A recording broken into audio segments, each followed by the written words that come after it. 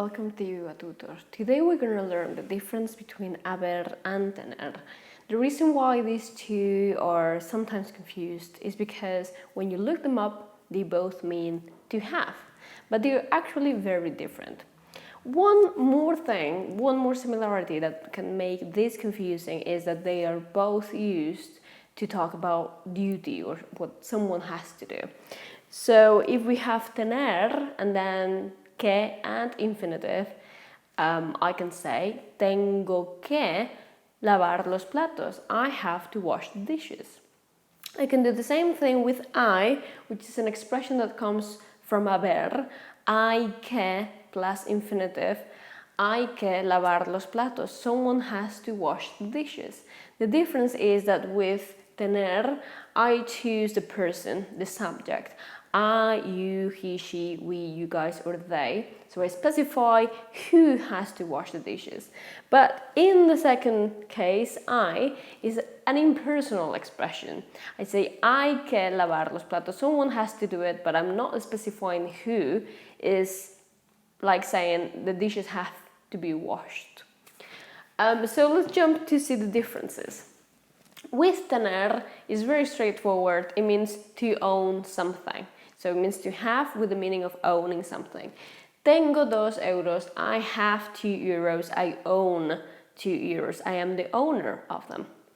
But haber doesn't have any meaning by itself, alone. It doesn't mean anything. It's an auxiliary verb, which means that when you want to use a tense that have 2 parts, haber is the first part. This happens, for example, with the perfect tense. I have done something. The second part is going to be a participle.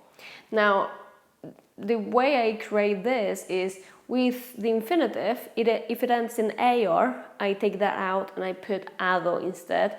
If it ends in ER or IR, take that out, put ido instead. And if it's an irregular verb, I just have to learn it. And so for that, I'm linking below in the description box a list of irregular verbs, and it's a part of a perfect tense grid, and you can use that to create every composed tense, not only perfect tense. In this case, is the present tense of haber. Is in present tense because I have done. I have is present, but I can conjugate it into different tenses. So, for example, comido is eaten, is the participle of to eat. So he comido, I have eaten.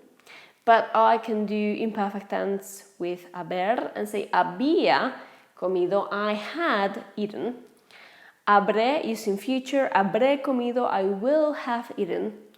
Habría comido, conditional, I would have eaten. I cannot conjugate this with every single tense, but I can do it with these 4 and also the subjunctive tenses. Let's see I. I is an expression that comes from haber and means there is or there are. You will change it into different tenses, but you won't change the person, the subject, because it's an impersonal expression. So I can say hay un banco, there is a bench. Hay un banco en el parque, there is a bench in the park. And I would be using present for that. But I can as well change haber into pretérite, for example. Hubo un banco, there was a bench. Using pretérite would mean that it was a punctual, short event. Había with imperfect, había un banco, there was a bench, same meaning, but same translation, but it will mean an ongoing event. So the bench was there for a long time. Habría with conditional, habría un banco, there would be a bench. Habrá with future, there will be a bench. Habrá un banco. Haya will be present subjunctive. So for example, if I want to say, I want to go to a park where there is a bench, that will be haya un banco. And imperfect subjunctive, hubiera un banco, si hubiera un banco, if there were a bench, or if there was a bench. So to sum it up, you have the duty expressions with both those tenses. Then tener means to own. Haber is auxiliary verb, so it's the first part of a 2 parts tense. and it doesn't mean anything by itself. And then you have the expression I, which is there is or there are, and you can in both cases change it into different tenses. Last but not least, I am putting here on the screen some sentences that you can translate into Spanish if you want a little practice. If you do that, leave them below in a comment so I can correct them for you. Any question, I'll be happy to answer as well.